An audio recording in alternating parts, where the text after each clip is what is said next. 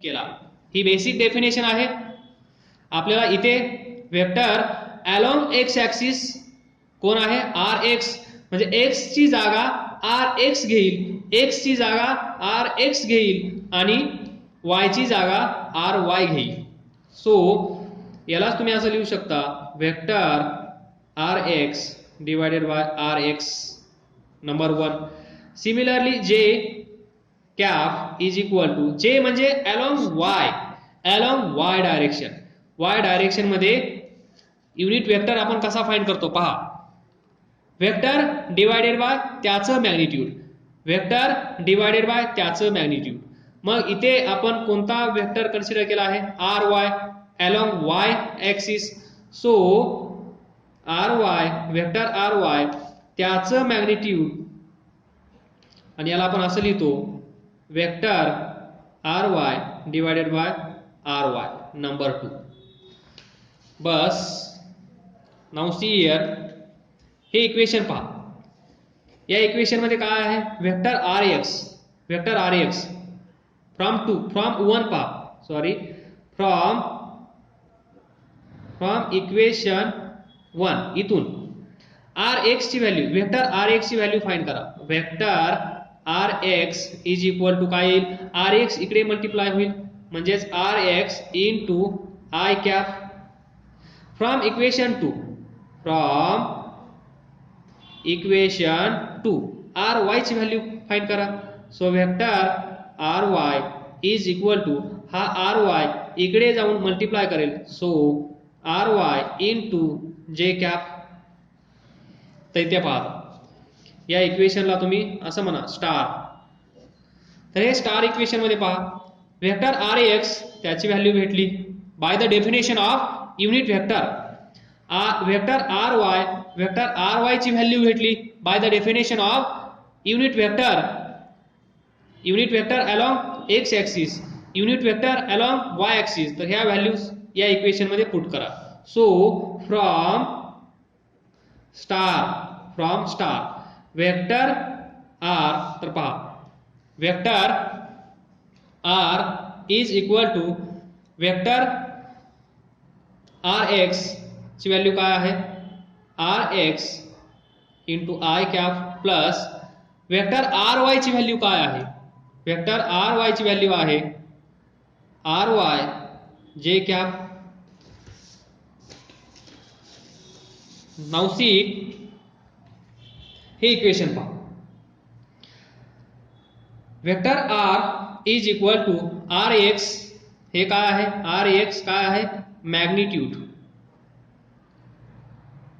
Magnitude of vector R X, R Y काय आहे magnitude of vector R Y, आणि I cap काय आहे I cap unit vector along X axis, J cap काय आहे unit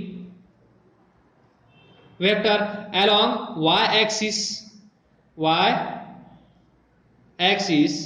x axis. तर now see where I cap and J cap are unit vectors along X axis and Y axis. तर x axis म्हणल्यानंतर कळत असेल, Y axis म्हणल्यानंतर कळत असेल, and R X and R Y are the magnitudes of 2 component of vector R. आता यालाच आपण म्हणू शकतो आर एक्स, तर पहा वेक्टर आर हा वेक्टर, याचा पहिला कॉम्पोनंट आर एक्स, नंतर याचा दुसरा कॉम्पोनंट आर वाय, म्हणजेच मगाशी दाखवलं हे याचे 2 पार्ट्स केले तर हा एक पार्ट आणि हा एक पार्ट, पहिला कॉम्पोनंट दुसरा कॉम्पोनंट। तर वेक्टर आर ला आपण स्प्लिट करू शकतो, वेक्टर आर ला आपण स्प्लिट करू शकतो बाय युजिंग दिस डेफिनेशन। म्हणून आपण म्हणतो this is resolution of vectors is a process of splitting, resolution of vector is a process of splitting। हा वेक्टर स्प्लिट केला 2 पार्टमध्ये, 3 पार्टमध्ये पण आपण करू शकतो, त्याला 3 डायमेन्शनल म्हणतो. Process of splitting a given vector are into its component vector rx and वेक्टर ry is called as resolution of vectors. तर रिझोल्यूशन खूप काही कळलं असेल तुम्हाला. Now small logic. आता इथे पहा, हा जो वेक्टर आहे वेक्टर r, हा अँगल थीटा कन्सिडर करा. आता आपल्याला कळलं हा वेक्टर आपण अशा दोन पार्टमध्ये, 2 कॉम्पोनंटमध्ये डिवाइड करू शकतो. पण हा इथून किती दूर आहे, म्हणजेच इथून याचा किती अँगल आहे, हा अँगल आपल्याला फाइंड करायचा आहे. So now see, let theta be angle between vector rx and vector ry. Sorry, theta be angle between vector rx and vector r, not ry. पाहिलं ना, theta is angle between vector rx and vector r, not vector ry. तर ती diagram मी इथे परत काढतो. काय केलं आपण, y axis, x axis, vector r इथून परपेंडिक्युलर ड्रॉ केला, याला a म्हणलो, हा झाला vector rx.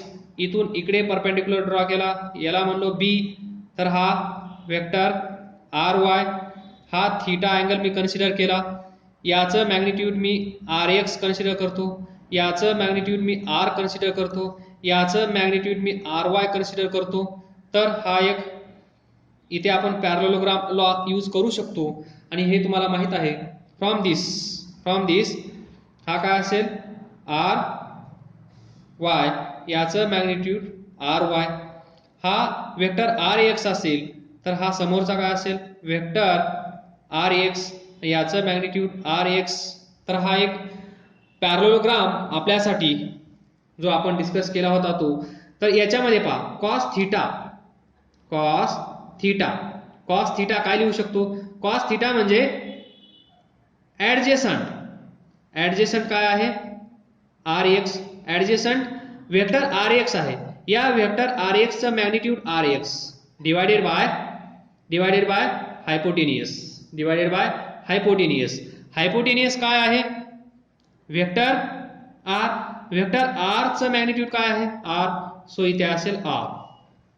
Definition of cosine cos theta म्हणजे शेजारची side divided by hypotenuse. Cos म्हणजे शेजारची डिवाइडेड बाय हायपोटेनियस. शेजारची कोण आहे, rx. वेक्टर नाही यूज करायचा, या वेक्टरचं मॅग्निट्यूड यूज करायचं, कारण ही एक लेंथ आहे, ही एक आपण लेंथ म्हणून यूज करत आहोत. आलं लक्षात, याला 1 म्हणा. त्यानंतर त्याचप्रमाणे साइन थीटा फाइंड करा. साइन थीटा काय असेल, साइन थीटा समोरची डिवाइडेड बाय हायपोटेनियस. समोर कोण आहे, वेक्टर ry. वेक्टर ry चं मॅग्निट्यूड काय आहे, ry. So ry divided by r. Equation 2. आता इक्वेशन 1 ला असं लिहा, rx ची व्हॅल्यू फाइंड करा. इथून rx इज इक्वल टू काय येईल, r इकडे जाईल, म्हणजेच r कॉस थीटा. इथून साइन थीटा पासून असं लिहा, ry is equal to r sine theta. 3, 4. आता काय करा, दोन्ही साइडचा स्क्वेअर करा आणि ऍड करा. या साईडचा स्क्वेअर करा, काय होईल Rx चा स्क्वेअर. त्याच्यामध्ये याचा स्क्वेअर ऍड करा, या इक्वेशनचा स्क्वेअर करा, या इक्वेशनचा स्क्वेअर करा आणि दोन्ही साईडला ऍड करा. याचा स्क्वेअर होईल, याचा स्क्वेअर होईल या साईडला, त्या दोघांचं ऍडिशन करा, या दोघांचं या साईडला ऍडिशन करा. So r square cos square theta plus r square sin square theta. इथे r स्क्वेअर कॉमन घ्या, r स्क्वेअर ब्रॅकेटमध्ये असेल cos square theta plus sin square theta आणि आपल्याला माहित आहे cos square theta plus sin square theta is equal to 1. So r square या साईडला असेल, लेफ्ट साईडला असेल rx स्क्वेअर ry स्क्वेअर. याला असं लिहा r square is equal to rx square plus ry square. दोन्ही साईडचं स्क्वेअर रूट घ्या. So r is equal to rx square plus ry square. तर पहा थोडंसं तुम्हाला फील देतो आता. इथे रिझल्टंट आपल्याला भेटला आहे, म्हणजे रिझल्टंट आपल्याला भेटला आहे. जर असा फोर्स असेल इन्क्लाइन, याचा हा Fx कॉम्पोनंट, याचा हा Fy कॉम्पोनंट, तर हा F काय असेल, हा F काय असेल Fx square plus Fy square. Horizontal कॉम्पोनंटचा स्क्वेअर प्लस व्हर्टिकल कॉम्पोनंटचा स्क्वेअर, त्या दोघांचं ऍडिशन, त्याचं स्क्वेअर रूट घेतलं तर आपल्याला हा रिझल्टंट भेटतो. तर हा फॉर्म्युला तुम्ही पाहिला असेल. इथे वेक्टर ए वेक्टर बी हा रिझल्टंट वेक्टर आर, या दोघांमधला अँगल थीटा. तर इथे आर ची व्हॅल्यू काय येत होती, आर ची व्हॅल्यू पाहता, याला आपण Rx कन्सिडर करू. याला आपण एक मिनिट, आपल्याला काय भेटला आहे, आपल्याला भेटला आहे r is equal to rx square plus ry square. rx कुठे आहे हे तुम्हाला माहित आहे, हा ऍक्सिस. इथे आहे rx, इथे आहे ry आणि इथे आहे r. तर हा r is equal to rx square plus ry square हे तुम्हाला भेटलं. आता आपण आतापर्यंत काय डिस्कस करत होतो त्या लॉजिकने आपण जाऊया.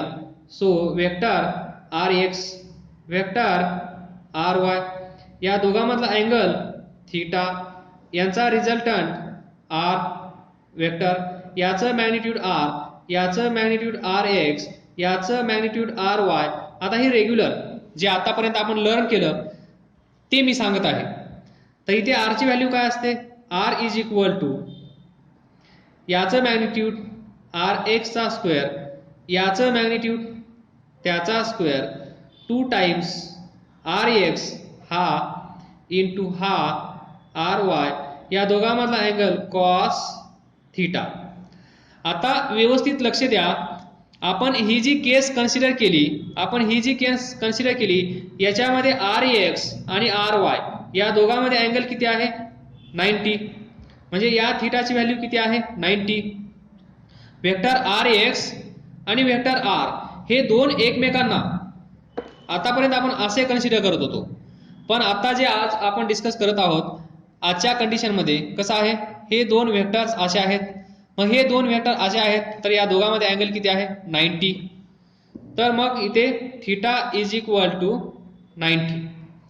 मग थीटा इज इक्वल टू 90 असेल तर कॉस 90 काय असतं 0, कॉस 90 0. मग कॉस 90 ची व्हॅल्यू इथे ठेवा, थीटा इज इक्वल टू 90 0. तर ही टोटल टर्म काय होईल 0 होईल. येते का लक्षात, कॉस थीटा 90, कॉस 90 0, मग हे सर्व 0 होईल. मग आपल्याकडे काय शिल्लक असेल, r is equal to rx square plus ry square. तर पहा याला आपण दोन पार्ट मध्ये डिवाइड केलं, म्हणजेच रिझॉल्व केलं. हा जो वेक्टर आहे हा सिंगल वेक्टर, याला हॉरिझॉन्टल डायरेक्शन मध्ये, याला व्हर्टिकल डायरेक्शन मध्ये. जेव्हा आपण रिझॉल्व केल्यानंतर हे दोन एकमेकांना Rx आणि Ry, Rx and Ry हे दोघं एकमेकांना कसे असतात 90 डिग्री, म्हणजेच परपेंडिक्युलर टू इच अदर.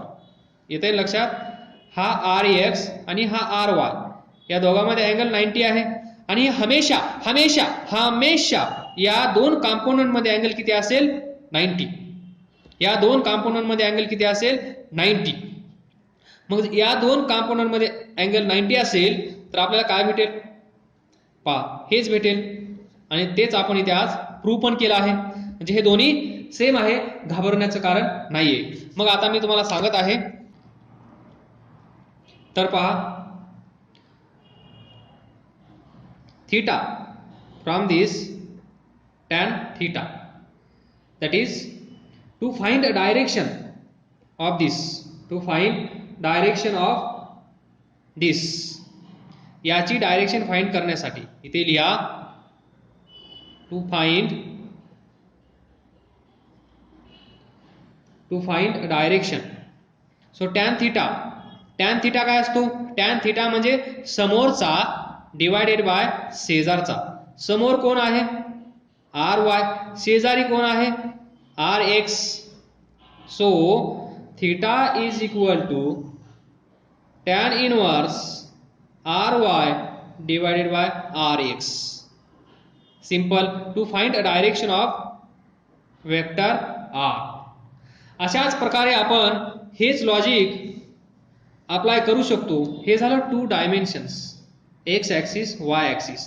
जर असा असेल तर x axis y axis z axis असा असेल तर काय करायचं? तर similarly if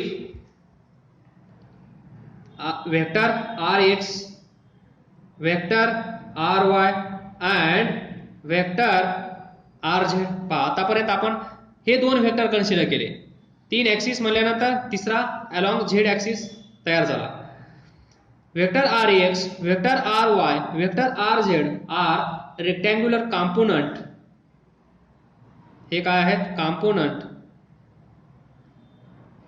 component of vector r. Along, हे असेल अलॉंग एक्स ॲक्सिस, हे असेल अलॉंग वाय ॲक्सिस, हे असेल along z axis. X axis, y axis, z axis. त्यानंतर मग आपण लिहू शकतो vector R is equal to vector R x plus vector R y plus vector R z. या अगोदर आपण फक्त इथपर्यंत कन्सिडर केलं. आता आपण त्याच्यामध्ये तिसरा कॉम्पोनंट ऍड करत आहोत. मग by the definition of unit vectors we can write r x च्या जागेवर magnitude into unit vector, vector R y च्या जागेवर magnitude into j cap, vector R z च्या जागेवर r z into k cap. आता हे कुठून येत असेल तर याच्याबद्दल आपण डिस्कस केला आहे. वेक्टर आर एक्स फाइंड केला, वेक्टर आर वाय फाइंड केला, युनिट वेक्टरची डेफिनेशन लिहिली. I cap is equal to vector R X divided by त्याचं magnitude, J cap is equal to vector R Y divided by R, K cap, J cap, K cap vector R Z divided by त्याचं magnitude R Y R Z. तर हे आपण या अगोदरच पाहिलं आहे. इथूनच व्हॅल्यू पुट केले आहेत मी. वेक्टर आर एक्स ची value r x into i, vector R Y ची value j into r Y, vector R z ची value k into r z, तेच लिहिलं आहे. आणि मग इथून आपण याचं मॅग्निट्यूड वेक्टर आर, याचं magnitude r is equal to find करू शकतो r x square plus r y square plus r z square. आताच आपण डिस्कस केलं 2 डायमेन्शन्स, 2 ॲक्सिस असतील तर काय केलं होतं? R is equal to R x square plus r y square. तिसरा ॲक्सिस ॲड झाला तर जास्त काही केलं नाही, तिसरा कॉम्पोनंट इथे ॲड केला. In this way we have finished resolution of vectors. त्यानंतर पहा छोटीशी कन्सेप्ट किती छोटी आहे पहा. If two vectors are equal, if two vectors are equal, दोन व्हेक्टर्स इक्वल असतील तर त्याचा अर्थ काय. If vector A is equal to vector B, मग व्हेक्टर ए याचा अर्थ काय. If A X I cap plus A Y जे cap plus A Z K cap. आता वेक्टर बी, वेक्टर ए हा, आता vector b, b x i b y j b Z के. हे दोन वेक्टर इक्वल असतील तर, हे दोन वेक्टर इक्वल असतील तर आपण म्हणू शकतो if two vectors are equal it means that their corresponding component म्हणजे इथे आय कॅप आहे, इथे आय कॅप आहे, तर आय कॅपचा कोएफिशियंट AX, आय कॅपचा इथला कोएफिशियंट BX हे सेम असतात. म्हणजेच AX is equal to BX. J चा कोएफिशियंट AY, इकडे J चा कोएफिशियंट BY सेम असतात. इथे K कॅपचा कोएफिशियंट AZ, इथे K चा BZ. म्हणजे दोन वेक्टर इक्वल असतील तर, सिंपल लॉजिक आहे, सिंपल कन्सेप्ट आहे.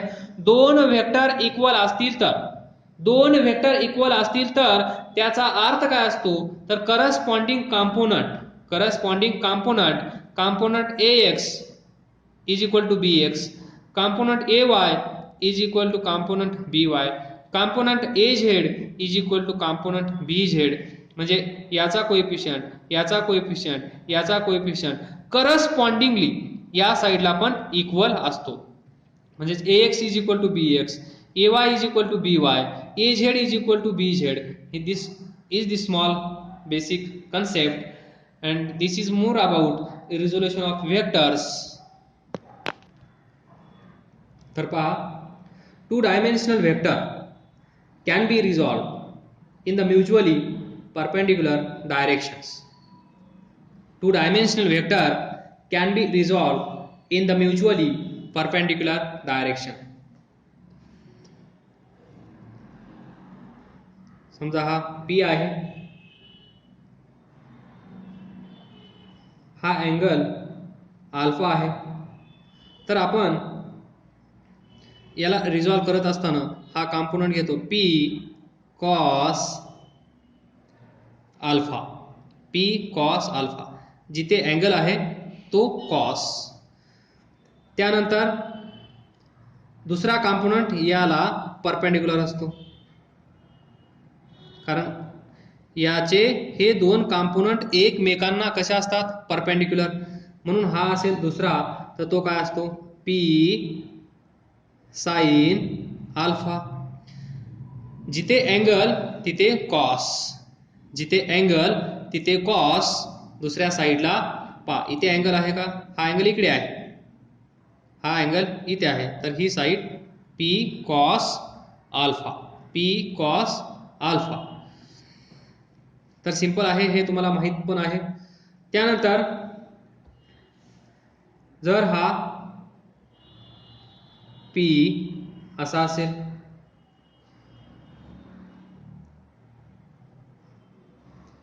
अँगल अल्फा इथे असेल, तर याचा हा कॉम्पोनंट, या P चा हा कॉम्पोनंट काय असतो P cos alpha, P cos alpha. दुसरा कॉम्पोनंट कुठे असेल, या P cos अल्फाला परपेंडिक्युलर, म्हणजे असा P sin alpha, P cos alpha, P cos alpha and P sine alpha हे कसे असले पाहिजेत? Perpendicular to each other. म्हणजेच हा फोर्स एफ असा असेल, इथे अँगल अल्फा असेल, तर इथे कोणता कॉम्पोनंट असेल? F cos alpha. आणि याला परपेंडिक्युलर दुसरा एफ साइन अल्फा. या दोघांच्या मध्ये हा आला पाहिजे. याचं रिझोल्युशन करत असताना, याचे दोन कॉम्पोनंट तयार करत असताना, पहिला कॉम्पोनंट इकडे घ्या, जिथे अँगल आहे तिथे, तो असेल एफ हा इंटू कॉस अल्फा, हा इंटू साइन अल्फा. असे दोन कॉम्पोनंट आपल्याला भेटतील. ज्यावेळेस तुम्ही असं लिहाल त्यावेळेस ही डायग्राम अशी असेल, एफ कॉस अल्फा या डायरेक्शन मध्ये, एफ साइन अल्फा या डायरेक्शन मध्ये. त्यावेळेस हा फोर्स ओरिजिनल फोर्स दाखवण्याची गरज नाही आफ्टर रिझोल्युशन. हा फोर्स रिझॉल्व केल्यानंतर, या फोर्सचे दोन कॉम्पोनंट तयार केल्यानंतर हा फोर्स गायब होतो. हे छोटासा एक्सपेरिमेंट करून पण मी तुम्हाला दाखवलं आहे. सो यालाच आपण कोऑर्डिनेट सिस्टम मध्ये बसवूया. X axis, y axis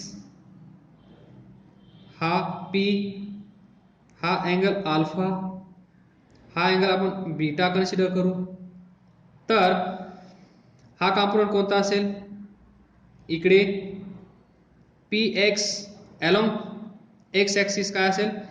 P हा as it is into cos alpha, into cos alpha. P Y इकडे, पी वाय काय असेल? हा पी इंटू साइन अल्फा. जिथे अँगल तिथे कॉस, जिथे अँगल तिथे कॉस, जिथे अँगल तिथे कॉस, जिथे अँगल तिथे कॉस. एवढंच लक्षात ठेवा. And P cos and P sine किंवा cos and sine should be perpendicular to each other. हे लक्षात ठेवायचं. म्हणजे तो फोर्स कसाही असू द्या, समजा हा फोर्स असा असेल आणि सरफेस असा असेल, अँगल अल्फा इथे असेल, तर अलॉंग दिस हा एफ असेल, तर हा काय असेल? एफ, हा एफ म्हणजेच हा एफ कॉस अल्फा. आणि एफ कॉस अल्फाला परपेंडिक्युलर, आणि परपेंडिक्युलर तुम्ही या साईडला पण ड्रॉ करू शकता. याला पहा, पण परपेंडिक्युलर ड्रॉ करत असताना काळजी काय घ्यायची आहे? हा एफ या दोन कॉम्पोनंटच्या मध्ये आला पाहिजे. हा एफ दोन कॉम्पोनंटच्या आतमध्ये आला पाहिजे. म्हणून इकडे असेल एफ साइन अल्फा, इकडे एफ कॉस अल्फा, इकडे एफ साइन अल्फा. ही एक छोटीशी कन्सेप्ट. नाऊ इथे पहा. मग p x along x axis p cos alpha, along y axis p sine alpha. तर आपल्याला माहित आहे vector in component form, vector p is equal to p x I cap plus p y जे cap, दोन असतील तर तिसरा पण असेल तर प्लस पी झेड, तर plus P Z K cap, पण इथे हा नाही आहे. सो परत by the definition of unit vectors we can write or we have resolve here P X is equal to, म्हणजे याचा एक्स डायरेक्शन मध्ये असणारा कॉम्पोनंट, याचा वाय डायरेक्शन मध्ये असणारा कॉम्पोनंट. पी एक्स काय आहे? P cos alpha, P cos alpha i cap. P Y पहा, पी वाय काय आहे? P sine alpha, P sine alpha जे कॅप. असंही तुम्ही लिहू शकता. इथूनच मग तुम्हाला भेटेल याचं मॅग्निट्यूड. याचं मॅग्निट्यूड काय असेल? P is equal to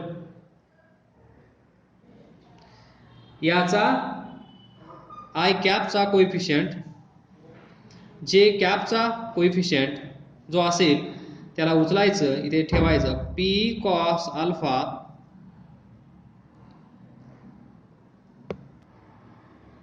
sorry i कॅपचा coefficient p x, p is equal to p x square, j कॅपचा कोइफिशियंट पी वाय त्याचा स्क्वेअर, अँड टॅन अल्फा समोर कोण नाहीये पण समोर कोण असेल, या वायला तुम्ही इकडे शिफ्ट करू शकता, या पी वायला तुम्ही इकडे शिफ्ट करू शकता, म्हणजे समोर कोण येईल, पी वाय इथे येईल. सो टॅन अल्फाच्या समोर पी वाय, टॅन अल्फाच्या शेजारी p x. So tan alpha is equal to समोर आहे पी वाय, शेजारी आहे पी एक्स, आणि इथून तुम्ही लिहू शकता alpha is equal to tan inverse p y upon p x. हे आपण डिस्कस केलं आहे, पण जस्ट अजून तुमची प्रॅक्टिस व्हावी म्हणून for 3-dimensional vector p is equal to px along x axis, component along x axis I cap, py component along y axis, so j cap, pz is component along z axis into k cap. so px py pz काय आहेत, component of this vector, या व्हेक्टरचे हे component, एक या direction मध्ये, एक या direction मध्ये, एक या डायरेक्शन मध्ये, म्हणजे एक या डायरेक्शन मध्ये, एक या डायरेक्शन मध्ये, एक या डायरेक्शन मध्ये, x y z. So we can, आपण आताच डिस्कस केलं, vectors can be return in the form of sum of two or more vectors components, त्याला आपण म्हणतो component. px component, py component, pz component, त्यांची डायरेक्शन कोणती डायरेक्शन असेल, px ची i कॅप म्हणजेच x, j कॅप म्हणजेच y, k कॅप म्हणजेच z. हे लक्षात ठेवा, 3 ऍक्सिस हे फिक्स आहे. तर मग इथून याचं मॅग्निट्यूड, वेक्टर p चं मॅग्निट्यूड इज इक्वल टू याचा कोएफिशियंट px त्याचा स्क्वेअर, याचा कोएफिशियंट py त्याचा स्क्वेअर, याचा कोएफिशियंट pz त्याचा स्क्वेअर. सिंपल. मग हे तर तुम्हाला माहितच आहे. युनिट वेक्टर्स कसे काढतो आपण, p cap is equal to vector divided by वेक्टरचं मॅग्निट्यूड, विसरूच नका आहे. Cap unit vector